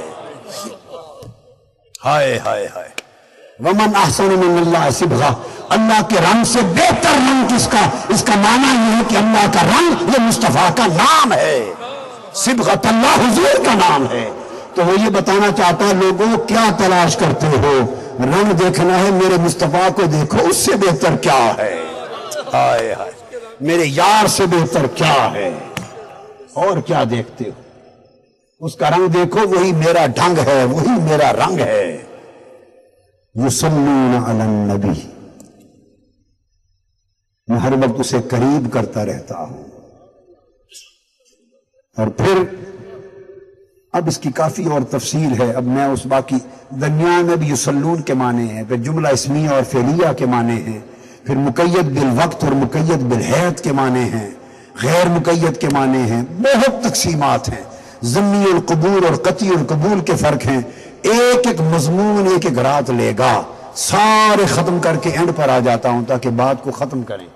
تو آخر پہ فرمایا صلو علیہ وسلموا تسلیما، اور فرمایا لوگو اور تم بھی ہمارے ساتھ مل جاؤ، میرے حبیب پر صلو علیہ درود بھیجا کرو، وسلموا تسلیما، صلاۃ درود اور سلموا سلام، درود کے لیے ایک امر کیا، صلو علیہ میرے حبیب پہ درود بھیجا کرو، اور جب سلام کی بات کی فرمایا وسلموا تسلیما، مصدر کو دوبارہ ریپیٹ کیا، صلاۃ کے لیے نہیں کیا۔ آپ تو سمجھا، فرمایا صلو علیہ صلاۃً نہیں کہا، صلو علیہ صلاۃً نہیں کہا، وسلموا تسلیما کہا، سلام کو ریپیٹ کیا مصدرن، सलात को नहीं। फरमाया मुस्तफा पे दरूद भेजा करो, ये सिंगल हुक्म है। वो सल्लल्लाहु तस्लीमा, मेरे यार पर सलाम पढ़ा करो, ये डबल हुक्म है। मतलब क्या, दरूद एक बार पढ़ो तो सलाम 2 बार पढ़ा करो। अगर दरूद एक पढ़ो तो सलाम 2 बार पढ़ो। और लुत्फ की बात समझ लें कि दरूद बगैर सलाम के नहीं रखा। पढ़े अल्लाहुम्मा सल्ली अला सय्यिदिना मुहम्मदिन व अला आलिहि व सहबिहि व बारिक व सल्लिम। सलाम को दरूद में रखा है, दरूद बगैर सलाम के नहीं रखा। और सलाम में खाली सलाम रखा है। सलाम खाली सलाम है, अस्सलामु अलैका अय्युहन नबी व रहमतुल्लाहि व बरकातहू। सलाम सलात के बगैर कबूल है, मगर सलात दरूद सलाम के बगैर कबूल नहीं। अरे नादानो, अगर झगड़ा करना था तो सलात पे करते, जिसका सिंगल हुक्म आया, और जो सलाम के बगैर कबूल नहीं, सलात पे करते। अरे जिसका दोहरा हुक्म है और जिसके बगैर सलात भी कबूल नहीं है, सलाम पे झगड़ा कर रखा है। कितनी नादानी की बात है। न झगड़े की जगह सलात है, न झगड़े की जगह सलाम है। और 2 में फर्क है, 2 में फर्क है। सलात से सवाब मिलता है, जब आप दरूद पढ़ते हैं तो सवाब मिलता है। आका अलैहिस्सलाम ने फरमाया कि अल्लाह पाक ने फरमाया कि अगर कोई एक बार मेरे हबीब पर दरूद भेजे, मैं उसके बदले में 10 नेकियां अजर देता हूं, 10 नेकियां अता करता हूं, 10 दर्जे बुलंद करता हूं, 10 गुनाह माफ करता हूं। एक बार दरूद पढ़ो तो 10 नेकियां देता हूं, 10 दर्जे बुलंद करता हूं और 10 गुनाह माफ करता हूं। दरूद पढ़ो तो सवाब मिलता है, और आका पे सलाम पढ़ो तो जवाब मिलता है। फर्क है, जवाब मिलता है। का ने फरमाया मा मिन अहदिन युसल्लिमु अलैया व मा मिन मुस्लिमिन युसल्लिमु अलैया इल्ला रद्दल्लाहु अलैया रूही हत्ता अरुद्द अलैहि सलाम। कोई शख्स और कोई मुसलमान ऐसा नहीं जो मुझ पे सलाम पढ़े, मुझ पर सलाम पढ़े। फरमाया जो भी मोमिन मुझ पे सलाम पढ़ता है, फरमाया अल्लाह ताला ने मेरी रूह मुझ में वापस लौटा दी हुई है। हत्ता अरुद्द अलैहि सलाम, और मैं हर सलाम कहने वाले के सलाम का जवाब देता हूं, सलाम का जवाब देता हूं। तो दरूद पढ़ने से सवाब मिलता है, सलाम पढ़ने से यार का जवाब मिलता है। उम्र पर दरूद पढ़ें, दरूद इल्तिजा है कि मौला हुजूर पर दरूद भेज, ये है दरूद। अल्लाहुम्मा सल्ली अला, मौला हुजूर पर दरूद भेज। वो कहता मैं पहले भी भेज रहा हूं और तुम्हारी दुआ को भी साथ मिला लेता हूं। दरूद में इल्तिजा है, सलाम में इंशा है। सलाम में आदमी बराह रास्त हिजाब हटाकर मुस्तफा की बारगाह में मुखातिब होता है, आका सलाम हो, आका सलाम हो। और जब दुआ अल्लाह के हुजूर करता है, दरूद अल्लाह के हुजूर दुआ है, उस दुआ का अजर भी खुदा देता है। और सलाम बारगाह मुस्तफा में जाता है, जवाब भी मुस्तफा की बारगाह से आता है। जैसी इल्तिजा वैसा जवाब। तो जब उम्मती कहता है हुजूर आप पर सलाम, और सलाम का मतलब है सलामती, तो जब मुस्तफा का जवाब आता है वो कहता है मेरे गुलाम तुझ पर सलाम, मेरे गुलाम तुझ पर सलाम, और सलामत रहो मेरे गुलाम, सलामत रहो। और पंजाबी में सलामत रहो का माना मेरे गुलाम जीवे, जीवे मेरे गुलाम, जीवे मेरे सोने, जिंदा रहो, सलामत रहो, आबाद रहो, कुर्बान जाए। उस आशिक को सारी मेराज मिल गई जब यार ने मुस्करा के जवाब कह दिया, महबूब ने जवाब कह दिया तू भी सलामत रहे। उसको सब कुछ मिल गया, उसको सब कुछ मिल गया। लिहाजा कसरत के साथ दरूद सलाम पढ़ा करें। और याद रख लें हर इबादत के लिए शर्त है, नमाज, रोजा, हज, ज़कात, कुल इबादतें हुजूर का फेल है। नमाज अल्लाह ने नहीं पढ़ी, बोलिए किसने पढ़ी? حضور نہیں، یہ حضور کی سنت ہے، حکمن فرض ہو گئی، حکمن فرض ہو گئی، فعلاً حضور کی سنت ہے۔ روزہ اللہ نے نہیں رکھا، حضور نے رکھا، حضور کی سنت ہے۔ حج اللہ نے نہیں کیا، حضور نے کیا، حضور کی سنت ہے۔ زکوٰۃ اللہ نہیں دیتا، حضور نے دی، حضور کی سنت ہے۔ حکمن فرض ہوئی، فعلاً ساری عبادتیں کس کی سنت ہیں؟ حضور کی سنت ہے، نبی کی سنت ہے، ٹھیک ہے۔ اور درود و سلام اللہ کی سنت ہے۔ ان اللہ وملائکتہ یصلون، درود و سلام اللہ کی سنت ہے۔ ساری اسلام کی عبادتیں نبی کی سنتیں، اور مصطفیٰ پر درود و سلام اللہ کی سنت۔ اب ایک بات بتا دیں، درجہ اللہ کا زیادہ ہے یا نبی کا؟ کس کا درجہ زیادہ ہے؟ اللہ کا۔ جو نبی کا درجہ اللہ کے برابر مانے وہ مسلمان ہے؟ کافر ہے۔ جو نبی کا درجہ اللہ سے بڑھائے وہ کافر ہے، جو اللہ کے برابر کرے وہ کافر ہے۔ اللہ کا درجہ بلند، وہ خالق ہے، حضور مخلوق ہے۔ تو جس طرح اللہ کا درجہ نبی سے بلند ہے، اسی طرح اللہ کے فعل اور اللہ کی سنت کا درجہ نبی کی سنت سے بلند ہوگا یا نہیں؟ جیسے اللہ کا درجہ نبی سے بلند، اسی طرح اللہ کی ہر سنت کا درجہ نبی کی ہر سنت سے بلند۔ اور فرق یہ ہے سنت اور شریعت میں، اللہ کی سنت اور شریعت میں ہر نبی کو اللہ نے اپنی شریعت دی۔ آدم علیہ السلام سے لے کر حضور تک رب کی شریعت ہر دور میں بدلتی رہی، شریعت بدلتی رہتی ہے، مگر رب کی سنت بدلا نہیں کرتی۔ لن تجد لسنت اللہ تبدیلا، شریعت ہر نبی کے دور میں بدلتی تھی، مگر سنت اس نے کبھی اپنی سنت قائم رکھتا ہے۔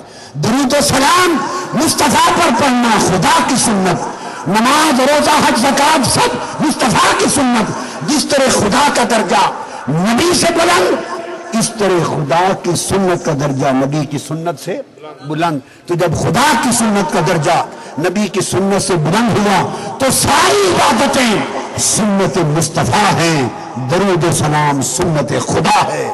ساری عبادتوں کے درجے ایک طرف، مصطفیٰ کے درود و سلام کا درجہ ایک طرف۔ درود و سلام کا درجہ آپ سمجھیں کہ قادری صاحب یہ بات آپ نے بہت سخت کہہ دی، یہ کیا ہو گیا؟ درود و سلام کو نماز سے بھی بڑھا دیا، درود و سلام کو نماز جو سب عبادتوں کی افضل عبادت ہے ایک لے، اس پر بھی بڑھا دیا۔ ہاں بڑھا دیا، جس کا جی چاہے فتویٰ لگا دے، ہم فتووں سے تو ڈرے ہی کبھی نہیں، جس کا جی چاہے لگا دے، بڑھا دیا نماز سے۔ کیوں بڑھا دیا؟ سادہ بات سمجھاتا ہوں، ایک جٹ آدمی بھی، ان پڑھ بندہ، ہل چلانے والا بھی سمجھ لے، اس لیے بڑھا دیا۔ آپ ایک ڈش لیتے ہیں، ڈش کیا بولتے ہیں آپ؟ ٹرے لے رہے ہیں، ٹرے، ڈش۔ اس ڈش میں شاندار کھانا پکا کے رکھتے ہیں نا، بولیے ہیں، رکھتے ہیں نا۔ اب وہ ڈش خالی بھی پڑی ہو اور پھر اس ڈش میں یا اس جیسی ڈش میں شاندار کوئی کھانا بنا کے رکھا ہو تو کس ڈش کی قیمت زیادہ ہوگی؟ کھانے والے کی یا خالی ڈش کی؟ تو قدر و قیمت زیادہ کس کی ہوئی، ڈش کی یا کھانے کی؟ ڈش ظرف ہے، کھانا مظروف ہے، ڈش بنائی کھانے کے لیے گئی ہے، کھانا ڈش کے لیے نہیں بنایا گیا۔ کھانا ڈش کے لیے، کھانا ٹرے کے لیے، پلیٹ کے لیے نہیں بنایا گیا۔ پلیٹیں، ڈشیں سب کھانے کے لیے بنائی گئی، کھانا مقصود ہے، ڈشیں اس کی خادم ہیں۔ ارے جو چیز جس میں رکھی جائے وہ مقصود ہوتی ہے اور جس کے اندر رکھی جائے وہ خادم ہوتی ہے۔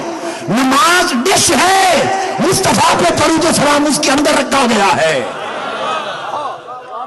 نماز ڈش ہے، برتن ہے، اس برتن کے اندر رکھا گیا السلام علیکہ ایھا النبی ورحمۃ اللہ وبرکاتہ، اس نماز کے اندر رکھا گیا اللہم صلی علی محمد وعلی آل محمد کما صلیت علی ابراہیم وعلی آل ابراہیم انک حمید مجید۔ تو درود و سلام کو نماز کی ڈش کے اندر سجا کے پیش کیا گیا۔ خدا کی قسم اگر درود و سلام نہ پڑھو نماز رد کر دی جائے گی۔ رب کہتا ہے میں تو تمہاری نمازیں بھی مصطفیٰ کے درود و سلام کے صدقے قبول کرتا ہوں.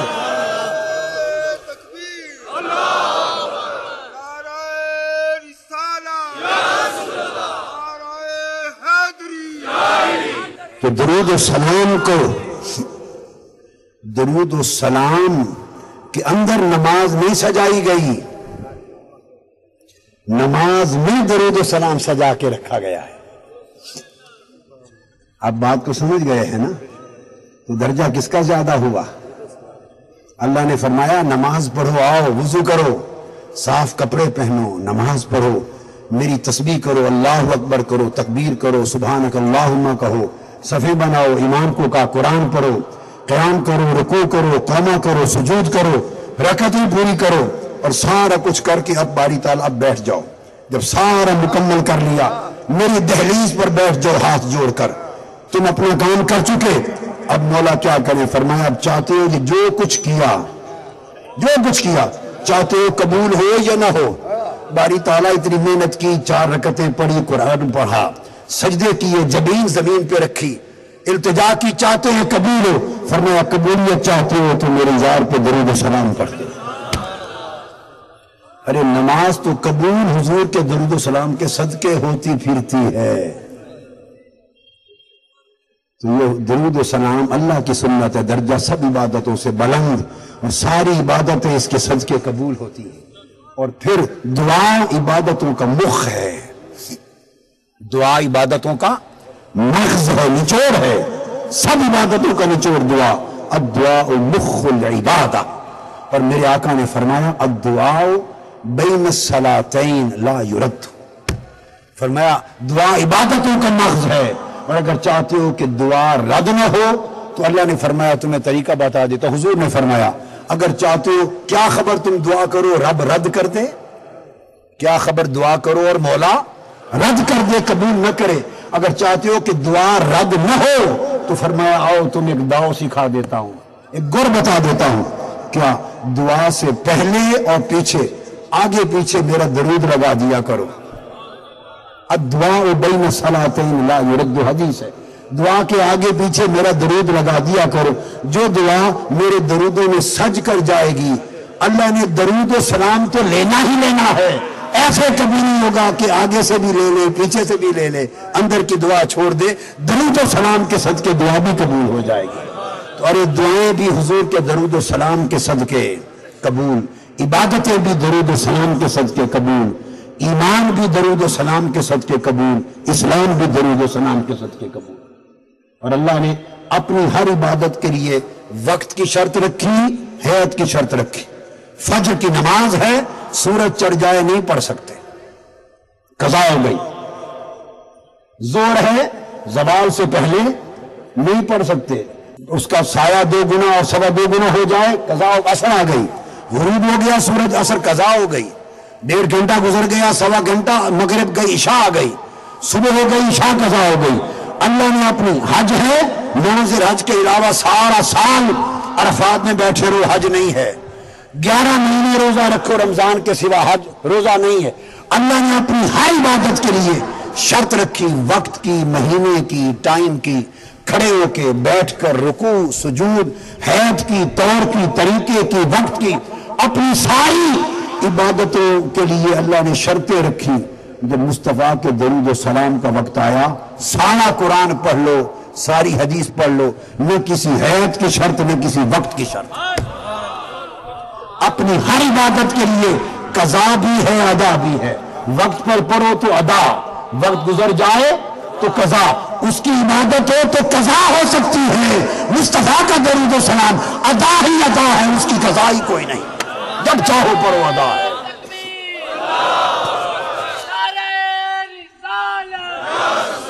پھر رب کی نماز ہے، اسی زبان میں پڑھو جس میں دی گئی تو قبول. اردو میں ترجمہ کر کے کھڑے ہو کے پڑھ لو تو قبول، بس اسی زبان میں قبول ہے، کسی اور زبان میں قبول نہیں. حضور کا درود و سلام ہے، چاہے عربی زبان میں پڑھ لو نثر میں، چاہے امام بصیری کی زبان میں پڑھ لو، چاہے اعلیٰ حضرت امام محمد رضا کی زبان میں پڑھ لو.